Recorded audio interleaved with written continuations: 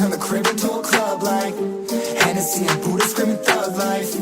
Get it, baby, you know I'm the plug, right? Fucking got a feeling that it's gonna be a long night. Whoa, everything I touch turn cold. Need no introduction cause they know Brit and Mo, I hit the lotto, my motto. Roll up gelato and throttle a couple models staccato who fucking brought up the bottles. I'm gone ham, this ain't even luck, all planned. Y'all know who the fucks I am. Burning bucks, smoke bands. Always been the MO since the start of this. And now I'm on a mission like I'm Artemis. Hey, we gon' turn the crib into a club like Hennessy and Buddha screaming thug life. Get it, baby, you know I'm the plug, right? Fucking got a feeling that it's gonna be a long night.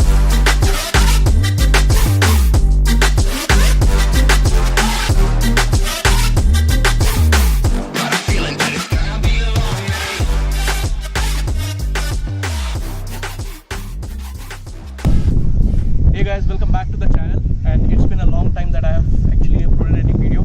So today's video जो आप title में पढ़ चुके होंगे, it's all about KTM Adventure 390. So ये मेरी अपनी bike है. I'm owning this bike for last 1.5 years. 1.5 साल से है मेरे पास में और ये 16,000 किलोमीटर चल चुकी है. तो हम लोग बात करेंगे इस बाइक के बारे में नेगेटिव एंड पॉजिटिव्स, जो मैंने बीइंग एन ओनर, जो मेरा ऑनेस्ट रिव्यू है क्या है इस बाइक्स के बारे में, इस बाइक का. तो let us start with the negative first. Negative points पहले कवर करते हैं and then will gradually move on to the positive. Okay, तो शुरू करते हैं नेगेटिव्स ऑफ दिस बाइक. पहला नेगेटिव है इसका, जो मुझे लगता है, इसका रियर सस्पेंशन. रियर सस्पेंशन इसका इतना ज़्यादा हार्ड है बाइक का कि अगर आप continuous loaded with luggage and all, अगर आप चाहते हो कि आप एक ऑफ रोडिंग कर रहे हो पूरे दिन, आपको चाहिए वो कंफर्ट, एक सॉर्ट ऑफ कहीं ना कहीं इसमें मिसिंग है. It's a very good off roader, उसमें तो कोई डाउट ही नहीं है, बट जो एक कंफर्ट वाली बात होती है, एंड ऑफ रोडिंग ही नहीं, ऑन रोड भी. लाइक मैं यहाँ से इसको सिलीगुड़ी तक लेकर के गया, तो each day I was driving for like 13 घंटे 14 घंटे. मैं टारमैक पे चला रहा हूँ, कुछ ऑफ रोड भी नहीं है. उसके बाद भी at the end of the day मुझे ऐसा लगता था कि पूरी जो है बैक की तो बैंड बज गई बढ़िया से. तो उसके लिए मुझे क्या करना पड़ता था, मुझे यहाँ पे फेगो फ्लोट लगा के चलाना पड़ता था. अगर वो है तो मैं कंफर्ट महसूस करता था, अदरवाइज रोड पे एक भी अंडुलेशन बम्प आता था तो वो आपकी बैक को तोड़ के रख देता था. So that was the point number 1. इसका जो रियर सस्पेंशन है दैट इज़ टू हार्ड. दूसरा पॉइंट है जो हर कोई बोलता है, बट शायद मुझे कभी फील नहीं हुआ, कि लो एंड टॉर्क इस बाइक का बहुत बेकार है.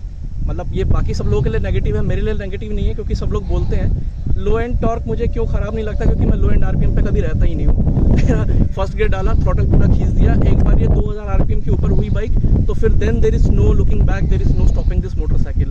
तो आई डोंट नो, कुछ लोगों को लगता होगा लो एंड टॉर्क बहुत वीक है इस बाइक का, मुझे ऐसा बिल्कुल भी फील नहीं होता है. तो that was our point number 2. So guys, अपना पॉइंट नंबर 3 है इस बाइक का MTC, मोटरसाइकिल ट्रैक्शन कंट्रोल, जो I would say it's a pain in the wrong place. Because अगर आप ऑफ रोड कर रहे हो इस पर, और अगर आपने MTC ऑफ किया हुआ है, ठीक है, और जहाँ पे आपकी बाइक स्टॉल हुई, और इस बाइक में स्टॉलिंग प्रॉब्लम बहुत ज़्यादा है, वो भी एक नेगेटिव एस्पेक्ट है इस बाइक का. आप ऑफ रोडिंग पे हो, आपने MTC बंद किया हुआ है, जहाँ पे बाइक ऑफ हुई तो MTC दोबारा एक्टिवेट हो जाता है, और MTC जब एक्टिवेट होता है तो आपको स्लाइडिंग में या वो व्हील को स्पिन करने नहीं देता है.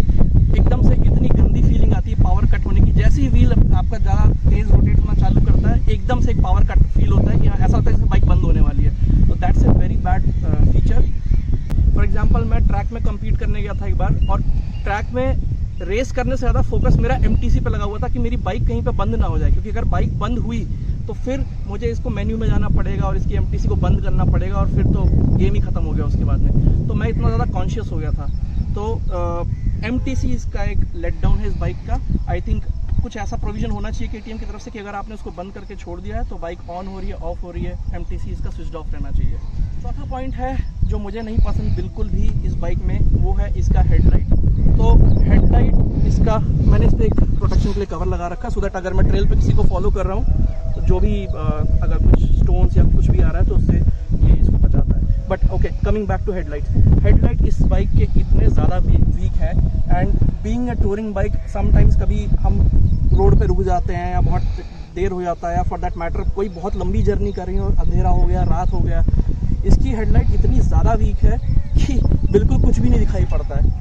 तो मैं सिलीगुड़ी का ट्रिप कर रहा था, रात के 9 बजे, बारिश हो रही है, सिंगल रोड है, रोड बिल्कुल ख़राब थी, कुछ दिखाई नहीं पड़ रहा. सामने से ऑनकमिंग ट्रैफिक जो था, लिटरली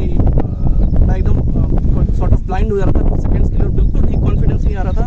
पूरा स्ट्रेच जो था वो 60-70 किलोमीटर्स का वो मैंने 40 की स्पीड पे कवर करा और मुझे कितना ज़्यादा टाइम लग गया। तो guys, 5th point is the फुटपैग।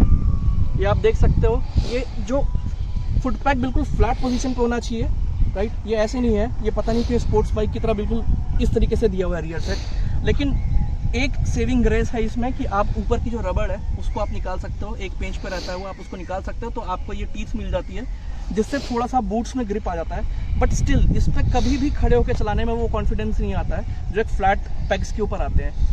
Another point is, इसके बाद 6th पॉइंट जो हमारा उस पर आ जाते हैं, इस बाइक के स्पेयर्स की हमेशा ही कुछ दिक्कत सी रहती है। जैसे आप ये देखोगे फेयरिंग मेरा यहाँ से, you can bring the camera close, या फेयरिंग देखोगे यहाँ से ये टूट गया था ऑफ रोडिंग के टाइम पे, रैटलिंग से, वाइब्रेशन से ये टूट गया था। एंड ये अराउंड 7-8 महीने से मैं कोशिश कर रहा हूँ ये पूरा पीस मुझे मिल जाए, बट ये अभी तक स्टॉक में नहीं है। तो ये एक इशू है। मतलब जो आपके रेगुलर कंज्यूमेबल्स हैं, जो सर्विस के टाइम पे ज़रूरत पड़ती है, वो तो सब कुछ आपको अवेलेबल रहता है from service station.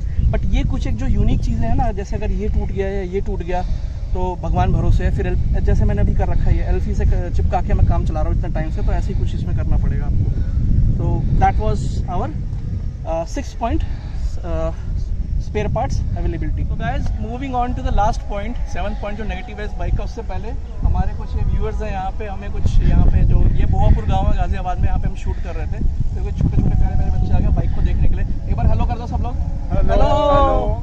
So guys, let's talk about the last and final point as per me about this motorcycle। जो negative point है 7th point हमारा, which is stalling issue। So bike की जो ट्रैक्टेबिलिटी होती है कि आप हाई स्पीड पे भी कम आरपीएम पे, कम स्पीड्स पे चला सकते हो और बाइक बंद नहीं होती है, वो प्रॉब्लम इस बाइक के साथ नहीं है। ये KTM की तो हर बाइक की बीमारी है। These bike you know even on the lowest of the gears या हाईएस्ट गियर, ये हमेशा आपको पुश करते हैं कि आप पूरा थ्रॉटल खोल के चलाओ।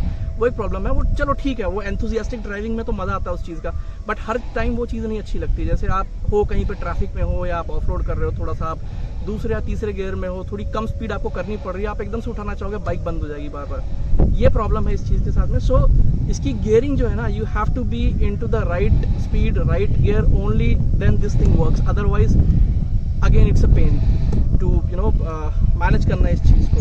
तो ये हमारा नेगेटिव्स का था last point, which is the stalling issue. Okay guys, तो ये तो थे नेगेटिव पॉइंट्स इस बाइक के जो हमने कवर कर लिए। Now let's talk about the positives of this bike, जो मुझे पर्सनली बहुत ज़्यादा पसंद है। एक अच्छाई ना, मतलब सारी कमियों को इसके किल कर देती है, that is the feel of power. मतलब लिटरली आप इस पर टूरिंग करते हो, आप इस पर ऑफ रोडिंग करते हो, आप इस पर ट्रैक करते हो, आप जो मर्जी करो इस बाइक पे। इतनी ज़्यादा वर्सेटाइल ये बाइक है, और जो इसकी मेन चीज़ है पावर, वो तो हर चीज़ को ओवरशैडो कर जाती है। आप कितना भी लगेज हो इस पे, जैसे अभी मैंने पैनियर सेटअप लगा रखा है, इससे पहले मैं सैडल बैग्स भी यूज़ करता हूँ। सैडल बैग्स, उसके बाद में ऊपर उसके एक ड्राई बैग डाल दिया, आगे टैंक बैग लगा दिया, और मैं सोलो जर्नी कर रहा हूँ। मैं नॉर्थ ईस्ट तक भी गया हूँ, लंबे लंबे स्ट्रेचेस पे। आपको जहाँ पे जिस मोमेंट पे ओवरटेकिंग के लिए पावर चाहिए होती है हाईवे पे, उस पॉइंट पे, उस टैप पे आपको पावर मिलती है इस बाइक। सेकेंड पॉइंट इज इस बाइक का फ्यूल कंजम्पशन। तो nothing out of the world, कि मतलब ऐसा तो नहीं कहूँगा कि मैं हाँ कि ये 40-50 की एवरेज देती है और समथिंग लाइक दैट, बट मतलब जिस तरह की पावर इस बाइक में है उस हिसाब से, and the way you ride it. तो इसका जो एक ब्रैकेट है ना, मतलब यहाँ मतलब मिनिमम इतना और मैक्सिमम इतना, उस चीज़ की अगर हम बात करें तो अगर आप इसे चला रहे हो बिल्कुल आराम से, आप क्रूजिंग कर रहे हो हाईवे पे 90-100, तो लोगों ने क्लेम किया है कि ये बाइक आपको 30+ तक का भी एवरेज दे देती है। मतलब समवेयर अराउंड 32, 33, 34 तक भी लोगों ने एवरेज एक्सट्रैक्ट करा है इस बाइक से।